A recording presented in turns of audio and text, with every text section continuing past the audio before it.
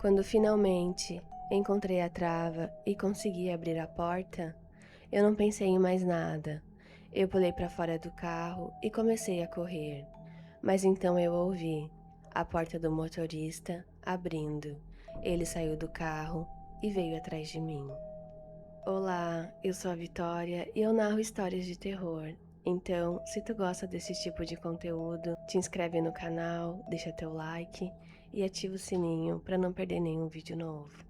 Você já entrou no carro e no meio do caminho percebeu que talvez tivesse cometido um erro? Isso aconteceu comigo quando eu tinha 24 anos. Naquela noite, eu tinha saído com algumas amigas em Florianópolis, nada demais, um bar perto da região da Lagoa da Conceição. Algumas conversas, música alta, risadas, aquele tipo de noite que parece normal até o momento em que você decide ir embora. Já passava das 2 da manhã quando eu pedi um Uber. Eu estava cansada, um pouco sonolenta, só queria chegar em casa, tirar a maquiagem e dormir. Quando o carro chegou, conferi a placa, entrei no banco de trás e me sentei em silêncio. O motorista não falou quase nada. Eu também não puxei assunto. Na hora, isso não me pareceu estranho. Muita gente dirige de madrugada sem querer conversar. Então, eu fiquei olhando pela janela. As ruas estavam quase vazias. A cidade parecia diferente naquele horário. As luzes dos postes passavam pelo vidro do carro como flashes amarelos. Algumas lojas fechadas, estacionamentos vazios, esquinas escuras demais. Eu me lembro de olhar no aplicativo e ver que ainda faltava um pouco para chegar em casa. Foi depois de uns 15 minutos de corrida que tudo mudou. O motorista diminuiu a velocidade. No começo, achei que fosse trânsito, um desvio, talvez algum problema na rua, mas não tinha ninguém na frente, nenhum carro parado, nenhuma obra, nada. Ele simplesmente encostou no acostamento logo depois de um cruzamento. O carro ficou parado ao lado de um lugar que parecia uma oficina fechada. Tinha uma cerca grande em volta, tudo apagado, sem movimento nenhum. Aquele tipo de lugar que de dia talvez nem chamasse atenção, mas de madrugada parecia abandonado. Eu esperei alguns segundos, achei que ele fosse explicar alguma coisa, mas ele não disse nada. Então perguntei: o que aconteceu? Por que a gente parou? Então ele virou um pouco, sem me olhar direito, e respondeu: não falo português direito, só espanhol. Na mesma hora, senti meu corpo travar. Eu entendi o que ele disse, mas aquilo não explicava nada. Ele tinha parado o carro no meio do nada, de madrugada, comigo sozinha no banco de trás, e a única coisa que dizia era que não falava português direito. Eu tentei manter a voz firme. Pode destrancar a porta, por favor? Ele não respondeu, só repetiu, só espanhol. Foi aí que o medo veio de verdade. Não foi um susto, foi pior. Foi aquela sensação gelada subindo pelo estômago, como se alguma coisa dentro de mim tivesse gritando que eu precisava sair dali. O motorista pegou uma garrafa de água de plástico, ele bebia dela e balançava a garrafa no ar, como se aquilo explicasse tudo. Só água, só água. Eu não sabia se ele estava tentando dizer que tinha parado para beber água, se queria me oferecer água, ou se aquilo era só uma desculpa sem sentido. Mas o jeito dele, a forma como ele repetia as mesmas palavras, o lugar onde ele tinha parado, nada parecia normal. Eu comecei a procurar a trava da porta no escuro. Minhas mãos tremiam tanto que eu não conseguia achar direito. O banco, a lateral da porta, o vidro, a maçaneta. Eu passava os dedos por tudo, tentando encontrar algum botão, alguma trava, qualquer coisa. E enquanto isso, ele continuava lá na frente, parado, repetindo aquelas frases: só espanhol, só água. Eu lembro de pensar: se eu não sair agora, talvez eu não consiga sair depois. Quando finalmente encontrei a trava e consegui abrir a porta, eu não pensei em mais nada. Eu pulei para fora do carro e comecei a correr. Corri pela rua escura enquanto pegava o celular e ligava para a polícia. Eu não olhava para trás no começo, porque tinha medo de perder a velocidade. Só escutava minha própria respiração, meus passos batendo no asfalto e o coração parecendo explodir no peito. Mas então eu ouvi a porta do motorista abrindo. Ele saiu do carro e veio atrás de mim. Eu não sei por quanto tempo ele correu, talvez tenham sido só alguns passos, mas naquela hora pareceu muito mais. Eu gritei com a polícia no telefone, tentei explicar onde eu estava, mas mal conseguia falar. Eu só dizia que meu motorista tinha parado em um lugar escuro, que eu tinha fugido e que ele estava atrás de mim. Então, do nada, ele parou. Eu olhei rapidamente por cima do ombro e vi o motorista voltando para o carro. Ele entrou, ligou o veículo e foi embora, como se nada tivesse acontecido, como se eu fosse apenas mais uma passageira que decidiu descer antes da hora. Fiquei ali, tremendo, ainda na linha com a polícia, tentando entender o que tinha acabado de acontecer. Depois, mesmo com medo, chamei outro Uber. Dessa vez, fiquei no telefone durante todo o trajeto.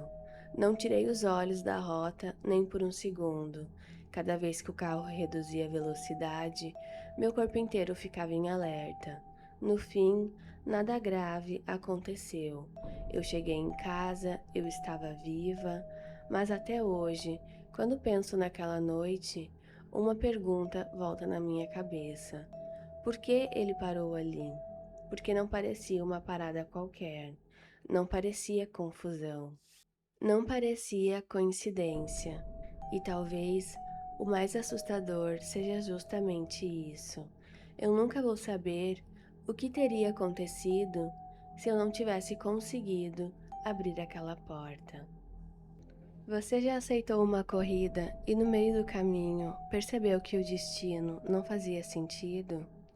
Eu trabalhava como motorista de aplicativo fazia pouco mais de um ano. Na época, eu rodava muito de madrugada, principalmente nos finais de semana. Era cansativo, mas pagava melhor. Menos trânsito, corridas mais longas, gente voltando de festa, trabalhadores saindo de turno, nada que eu já não tivesse acostumado. Mas teve uma noite que eu nunca consegui esquecer. Era quase 1h40 da manhã quando apareceu uma chamada. O passageiro estava em frente a uma antiga rodoviária desativada, numa parte mais velha da cidade. Aquelas ruas com calçadas quebradas, postes amarelados e prédios baixos, com fachada antiga, quase todos fechados depois das 10. O nome do passageiro aparecia como Antônio. Aceitei. Quando cheguei, ele estava parado na calçada, e a primeira coisa que me incomodou foi a roupa. Ele usava uma camisa social, bege, meio amarelada pelo tempo.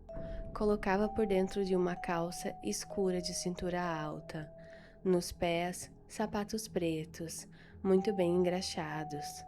O cabelo era penteado para trás com brilhantina, como aquelas fotos antigas de família dos anos 50 ou 60. Não parecia fantasia, não parecia alguém saindo de uma festa temática. Parecia uma pessoa que tinha simplesmente saído de outra época. ele abriu a porta de trás e entrou sem dizer boa noite. Se sentou atrás de mim, bem no meio do banco, com as mãos apoiadas nos joelhos. Eu olhei pelo retrovisor. Ele estava encarando a frente do carro, parado demais.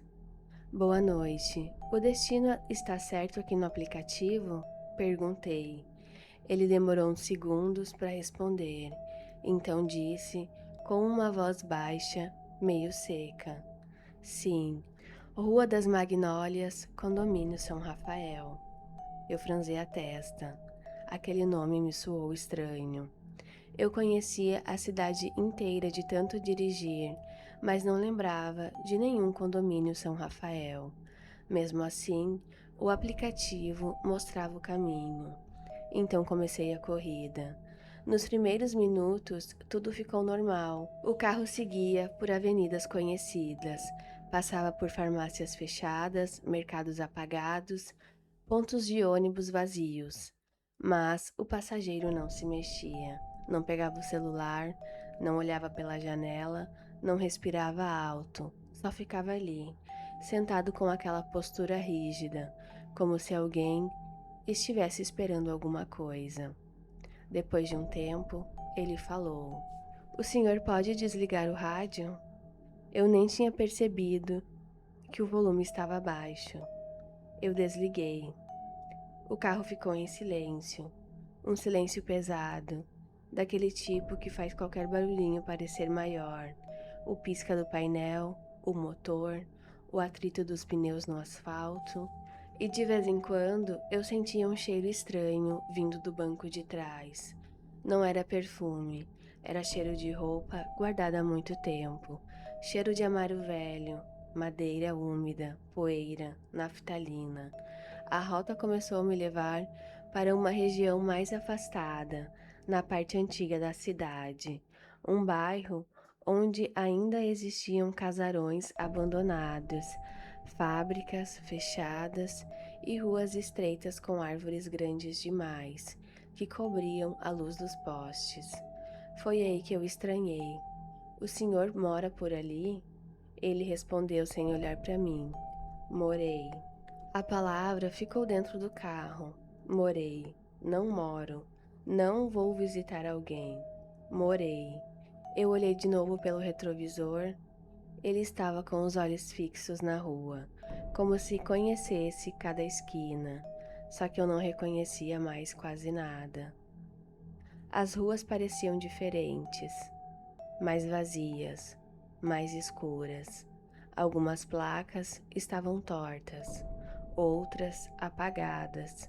Havia casas antigas dos dois lados, muitas com janelas quebradas, portões enferrujados e mato tomando conta da entrada. O GPS mandou virar à direita. Virei.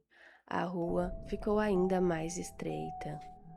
No fim dela, apareceu um portão enorme, de ferro, enferrujado, entreaberto. Do lado, uma placa velha, quase coberta por trepadeiras. Eu reduzi a velocidade e consegui ler: Condomínio Residencial São Rafael. Aquilo me deu um arrepio imediato, porque não parecia um condomínio, parecia ruína. Lá dentro havia rua de pedra, comprida, cercada por casas antigas dos dois lados, casas pequenas, iguais, com telhados baixos e varandas estreitas, todas abandonadas, janelas escuras, portas quebradas, mato alto. Nenhum carro, nenhuma luz acesa, nada. Era como se aquele lugar tivesse sido esquecido pela cidade. Eu parei antes de entrar. Senhor, o aplicativo está me mandando entrar aí, mas esse lugar parece fechado. Ele disse: Pode seguir. Tem certeza? Não parece ter ninguém morando aqui. Aí ele levantou os olhos para o retrovisor. Foi a primeira vez que olhou diretamente para mim e disse: Eles ainda estão lá. Eu senti minha garganta fechar. Mesmo assim, Talvez por vergonha de parecer assustado, talvez por querer terminar logo aquela corrida, passei pelo portão devagar. O carro entrou no condomínio abandonado. Na mesma hora, meu celular perdeu o sinal. A música, que estava desligada, chiou por meio segundo nos alto-falantes, como rádio antigo pegando interferência. Eu olhei para o painel.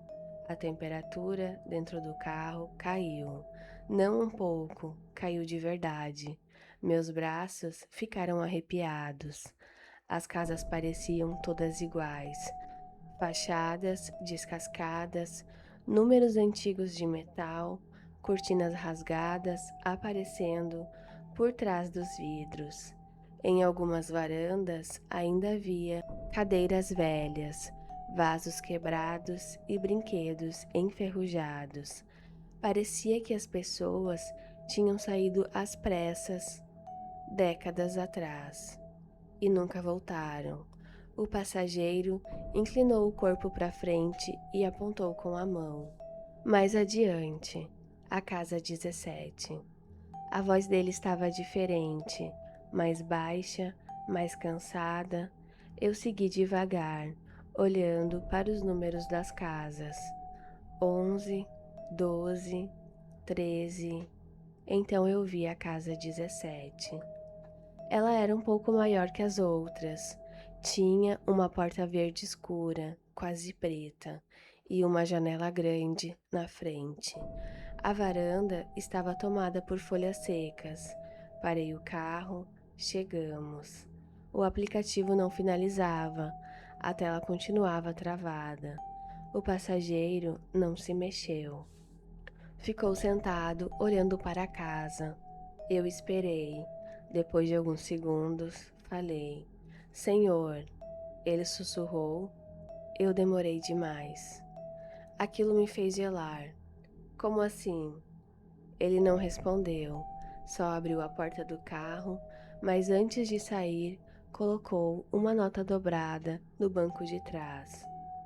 Pelo incômodo, eu olhei rapidamente. Era dinheiro antigo, uma nota velha, gasta, diferente das notas atuais. Quando levantei os olhos de novo para o retrovisor, ele já estava fora do carro, caminhando em direção à casa 17. E foi aí que eu vi uma coisa que até hoje me tira o sono. A porta da casa abriu sozinha. Lá dentro não havia luz elétrica, mas havia um brilho fraco, amarelado, como luz de vela. E no vão da porta apareceram pessoas. Uma mulher usando vestido antigo, duas crianças pequenas, um homem de suspensório. Todos parados, todos olhando para o passageiro, como se estivessem esperando por ele havia muito tempo. Eu fiquei sem reação. O passageiro subiu os 3 degraus da varanda. A mulher colocou a mão no rosto, como se fosse chorar. As crianças correram até ele, e no momento em que ele entrou na casa, a porta se fechou com força. Todas as luzes desapareceram. O condomínio inteiro ficou escuro, completamente escuro. Meu celular voltou a funcionar do nada. O GPS recalculou a rota. E a corrida apareceu como cancelada. Cancelada, não finalizada. Cancelada pelo passageiro. Só que eu não tinha mais ninguém no banco de trás. Eu não pensei 2 vezes. Engatei a ré, virei o carro de qualquer jeito e saí daquele condomínio com o coração batendo na boca. Passei pelo portão sem olhar para os lados e só parei quando cheguei numa avenida iluminada, perto de um posto de gasolina. Lá, respirei pela primeira vez. Desci do carro, tremendo. Abri a porta de trás. A nota ainda estava lá, velha, úmida, com cheiro de mofo. No dia seguinte, eu tentei descobrir alguma coisa sobre aquele lugar, Procurei no mapa, nada. Perguntei para um conhecido que morava naquela região. Ele disse que aquele condomínio tinha sido demolido fazia anos. Segundo ele, era um conjunto de casas construído entre as décadas de 50 e 60 para funcionários de uma fábrica antiga. Depois de um incêndio nos anos 70, várias famílias foram embora. Algumas pessoas morreram. O lugar ficou abandonado por décadas até ser derrubado. Mas eu tinha entrado lá. Eu vi as casas, eu vi a rua de pedra, eu vi a casa 17 e eu vi aquelas pessoas esperando na porta. Até hoje, às vezes, eu abro o aplicativo do motorista e fico olhando o histórico de corridas antigas. Aquela viagem não aparece, não tem registro, não tem valor, não tem nome. Mas a nota antiga continua comigo, guardada dentro de um envelope. Eu nunca tive coragem de jogar fora, porque de vez em quando a casa fica silenciosa demais, eu sinto aquele cheiro dentro do meu quarto. Roupa velha, úmida, naftalina, e sempre que isso acontece, eu tenho a impressão de que alguém está sentado atrás de mim, esperando eu aceitar outra corrida.